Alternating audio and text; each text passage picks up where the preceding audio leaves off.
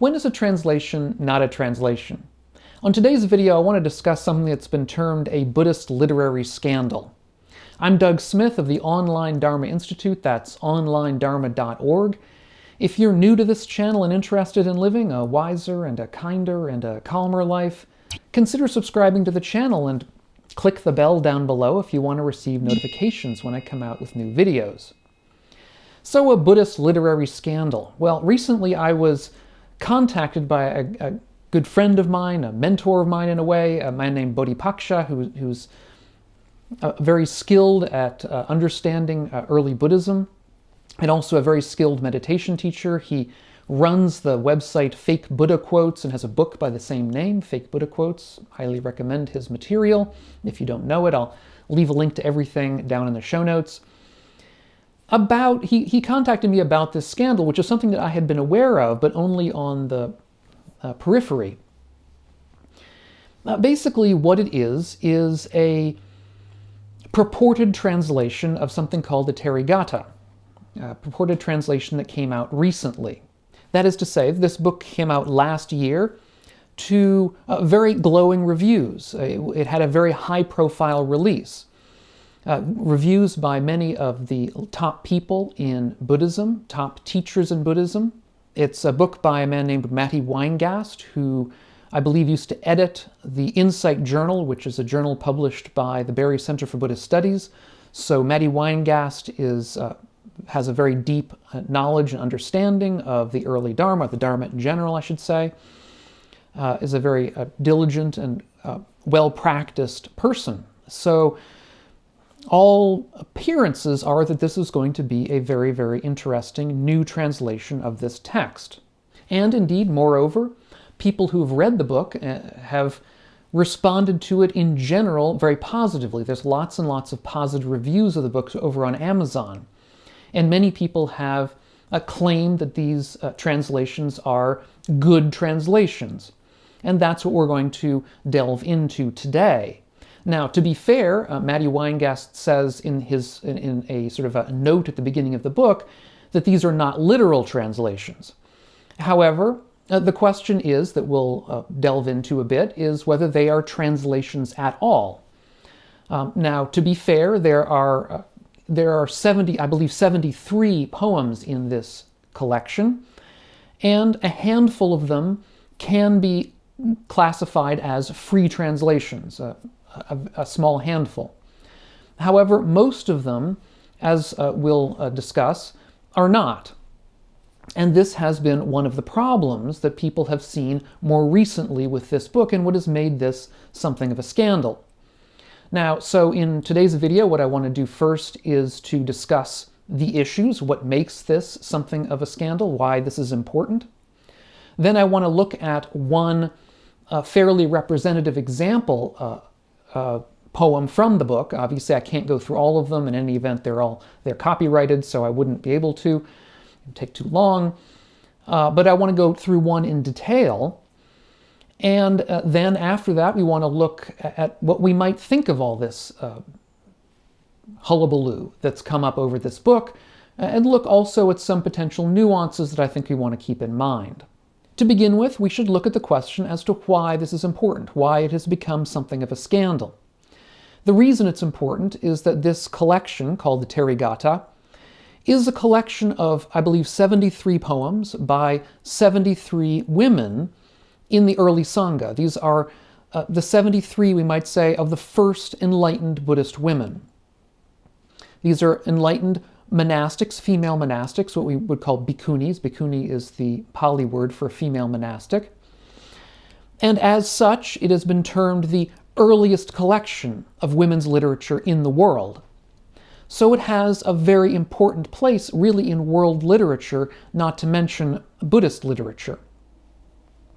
It's also important because the role, the place of female monastics right now, at least in the Theravada school, which is the school that holds this collection closest to its heart, the Pali material closest to its practice, the status of bhikkhunis within the Theravada is somewhat precarious.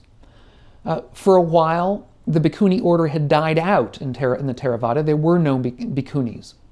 In recent years, there have been attempts to reformalize and reordain bhikkhunis within the Theravada tradition. However, this remains something of a controversy, where some traditional practitioners of the Theravada don't accept that it is even possible now to ordain bhikkhunis since the lineage has died out for various legalistic reasons that needn't hold us up here. The point is that the bhikkhuni order in general is in some danger within large parts of Buddhist practice. And so this collection of poems by the earliest bhikkhunis has real resonance nowadays. Now, Maddie Weingast says in an interview that his intention was to make these poems more accessible. Now, and to that end, what he seems to have done is to come up with poems that are in, perhaps we might say, the spirit of the early monastics, these early female monastics, but that minimize certain more traditional aspects that are reflected in the poems, aspects such as their enlightenment, such as various aspects of their purported gains, the things that they had been able to achieve, that leaves them or expresses their lives and their achievements in more, we might say, modern or secular or sort of modern traditional terms rather than terms that would have been traditional to the practice of early Buddhism.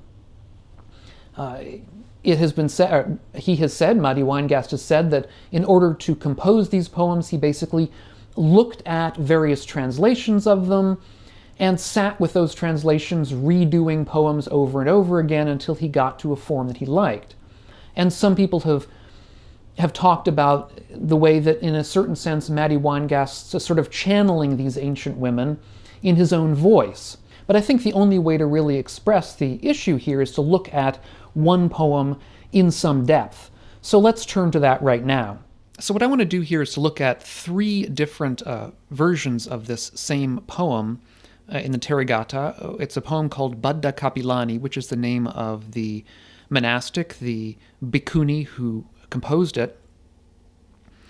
And we're going to start with a translation that is very, very close to the original, and then we'll look quickly at another translation that is a bit freer, and then we'll look at a translation by Maddie Weingast in this book that we're discussing.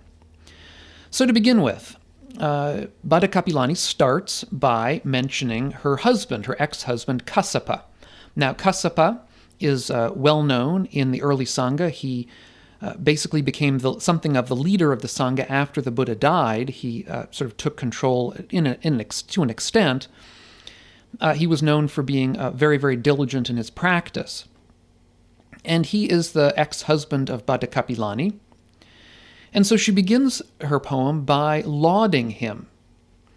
She says, Kassapa, the son, the heir of the Buddha, well concentrated, who knows that he has lived before and sees heaven and hell and has attained the destruction of rebirth, is a sage perfected in supernormal knowledge.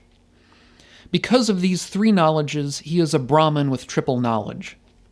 Now, this is a very powerful beginning to this poem. What she's saying, she's basically discussing what it is to be an enlightened person, according to the early traditional understanding. To be enlightened, you're said to have the three knowledges. It's called te vidya in Pali. This comes from, the three knowledges are the knowledge of your prior lives, that we see here, the knowledge of heaven and hell, which is another way of saying the knowledge of the karmic results of our actions, and the knowledge of the destruction of rebirth, that is to say, the knowledge that this is your last life, that you are not going to be reborn again, which is the traditional understanding of enlightenment or nirvana. That is, that we eliminate greed, hatred, and ignorance, and through that are not going to be reborn again. And she calls him a Brahmin with the triple knowledge because this idea of the three knowledges, the triple knowledge, is an echo of the Vedic Brahmin idea that one was supposed to know the three Vedas. The three knowledges of the Vedic Brahmin were knowledge, that is to say, memorized knowledge of the words of the three Vedas. And so that esoteric knowledge was what made the Brahman special. And the Buddha here, and Buddhism, early Buddhism in general, is saying that the Buddhist has, the enlightened Buddhist has three knowledges that are even greater than those. These are the three knowledges that we've just mentioned. So to go on, in just the same way, Buddha Kapilani, with triple knowledge, having left death behind, bears her last body, having conquered Mara and his mount. So here she's saying that she herself has the same triple knowledge that her ex-husband had. So she's gone and she's begun by lauding him, and now she's saying she is on the exact same footing. She also has left death behind. She's no longer going to be reborn. She's conquered Mara and his mount. Now, Mara here is the personification of death, the personification of desire, that personification, that person that keeps us attached to samsara, attached to the world. So she finishes up saying, having seen the peril in the world, we both went forth. With asavas annihilated, tamed, we have become cool and quenched. Now, with asavas annihilated, asavas here, K.R. Norman has decided to leave this word untranslated. Basically, what it means is taints. That's one translation of it, is taints. These include the taint of sensual desire. That is to say that we have a attachment to sense desires. It includes the taint of being or becoming. That is to say, the desire to be reborn, to continue existing. And the taint of ignorance. That is, of not knowing the Four Noble Truths, of not knowing the truths of the world that free us. Now, K.R. Norman, I should say, was a professor at Cambridge University in England for many years, and one of the leading experts on this early Pali material. Of all the recent translators, the one whose translations are the most like the original, the closest to the original Pali. Now, we'll compare this with a newer translation by Charles Halsey, who is a professor at Harvard. And we'll see that Halsey tries to bring the poem a little closer to us, he has a little bit freer hand with it, but without losing touch with the original meaning. So Halsey translates this as, Kassapa is an heir of the Buddha, his son, well settled in heart. He knows his previous lives, he sees heaven and hell. He has ended rebirth, perfected higher knowledge. He is a sage. He has become a real Brahman because he knows the three things that most don't know. And here we can see that Halsey has decided to translate the idea of this triple knowledge, which may seem to us somewhat obscure nowadays, by this idea of three things that most don't know. Of course, the Brahman has the three things that most don't know, being the Vedas, the triple Veda. And Kassapa has the three things that most don't know, being the knowledge of previous lives, of heaven and hell, and of the knowledge of the destruction of rebirth. So he has sort of translated this idea of triple knowledge for us in a sort of a freer way that makes it a little bit easier for us to understand if we don't know this background here that I've tried to explain. So Halsey goes on, in exactly the same way, Buddha Kapilani knows the three things that most don't know. She has left death behind. She takes care of the body, knowing it's her last, making sure it doesn't become a vehicle for death after this. Once we were husband and wife, but seeing the danger in the world, we both went forth. We removed our defiling compulsions. We became cool, free. And here again, we can see that Halsey has translated this word asavas by defiling compulsions, which is a good way of understanding them, a way that can bring it a little bit closer to us, make it a little bit easier for us to understand. So let's turn from these two relatively recent translations to the poem by Maddie Weingast. Now, to begin with, Maddie Weingast titles the poem differently. It's not just Buddha Kapilani, but it's Buddha Kapilani Red Hair. Now, where does this idea of red hair come from? This has confused a lot of people. Well, it comes from the name Buddha Kapilani. Literally speaking, the name Buddha Kapilani means the fortunate Kapilan lady. Buddha means fortunate, Kapilani means Kapilan woman. And the Kapilas were a wealthy clan at the time in India. However, the word kapila with a short a, this has got a long a, but the word kapila with a short beginning a means red hair. Now, there's no indication that Buddha Kapilani had red hair. The poem doesn't say she had red hair, nor does her name say that she had red hair, nor is it normal for somebody in India at that time, a woman, to have had red hair. So this is sort of Matti Weingast's addition here. So as to the poem, he begins, "After our wedding, my husband and I put on robes together and soon went our separate ways." Not exactly what most would call a honeymoon. Is that what love looks like? Maybe, when you see what love is and what it isn't. Marriage is hard, the good times come and go. True love doesn't throw a curtain over the whole world and imprison whoever it cares about the most on an empty stage. When the mind is free, it's free of expecting more than is reasonable from any one person. So I think we can see from this poem by Matti Weingast that it really has nothing in common with these other translations of the ancient poem by Buddha Kapilani. The only real similarity here is that they all discuss a marriage, but whereas in the translations, the marriage is used as fodder for enlightenment, for awakening. Kassapa is lauded at the beginning, and then Buddha Kapilani says that she has the same attainments, and the attainments are described in detail. Whereas in Weingast's poem, there's a wedding, there's a marriage, the gender roles are pretty traditional here. They're explained in some detail of what it is to have a marriage and love for another person and a honeymoon, and what it is to have a husband and then go your separate ways. But there's no real discussion of the triple knowledge. There's no discussion of the importance and depth of enlightenment. There's no discussion of the fact that she and her husband were both enlightened.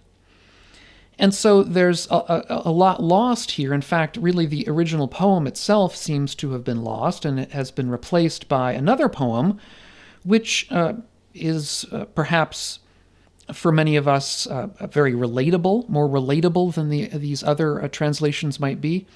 But in any event, very different and really an original poem by Matti Weingast. As I think we've seen, the problem with any translation is to try to bring ancient voices to life to us today in ways that we can understand them.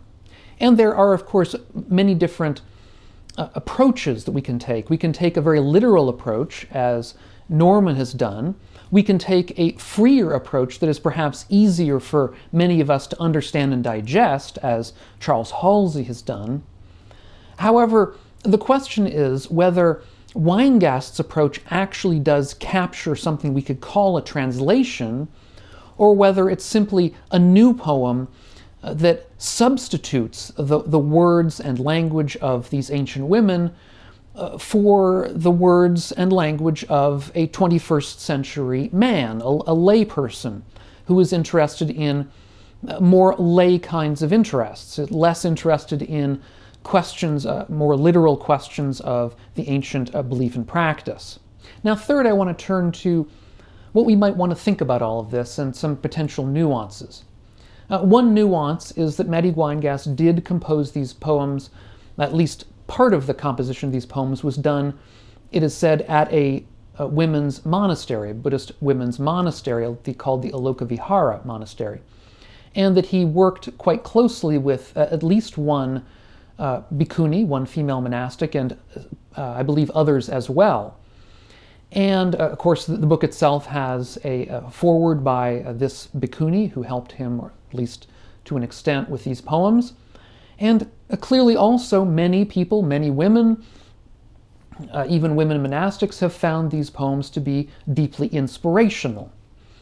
So we have to, I think, when we're looking at the value of these poems, we have to look at it from various different angles. One angle being, are they literal translations? Are they translations at all? And the other angle being, are they good poems? Are they poems that express something of the Buddhist Dharma, even if they aren't translations? Now, as I'm making this video, two people who have endorsed the book have asked to rescind their endorsements. One bhikkhuni and one female Buddhist practitioner who I believe used to be a bhikkhuni. I'm not going to say their names. I'm not going into that because that can change and more will come out, I'm sure, with time. But it's good to realize that people are already pushing back on this. People who have endorsed the book are already coming and deciding to rescind endorsements. Now, we should also keep in mind that Buddhism has a millennia-long history of composing new material in the names and bodies and minds of the departed. So there have been many, many sutras written in the name of the Buddha, or in the name of Sariputra, or other early monastics, long after they had passed away. There's a long tradition of essentially, we might say, channeling the ancients, or at least coming up with new material in their names. However, we have to also understand that these were not intended to be translations. They were never claimed to be translations. They were claimed to be new texts. And so, while there certainly should be and has been historically a role for new material to come out in the names of the departed, and indeed there may be new material coming out in the names of these departed female monastics, we have to wonder what good is done when we come out with something that's claimed to be a translation, but that actually elides these ancient voices, that removes the ancient voices of these women, especially in a text which is the earliest collection of women's literature in the world, and substitutes for them the words of a 21st century man. That is a concern for, I think, all of us, and one that I think we have to make a stand about and say that, this book would have been rightly received, and I think more, at least dharmically successful, if it had been marketed and produced as something in the spirit of these ancient bhikkhunis, or something that was done as a sort of, we might say, a devotional exercise in remembrance of these ancient bhikkhunis. But as a translation, it's not. Now, the Buddha did have a certain amount to say about language, about the role of language, and about the fact that his Dharma didn't need to remain in the original language. And even so, though, we have to be careful to try to maintain an understanding of that early Dharma so that we don't lose it. And I did actually an earlier video about whether or not our understanding of Pali is useful, and I'll put a link to that up on the screen here in case you haven't seen it. If you're getting something out of these videos of mine, please consider checking out my Patreon page. It's linked down below in the notes, and we'll hope to catch you on the next video. And meanwhile, all of you, be well.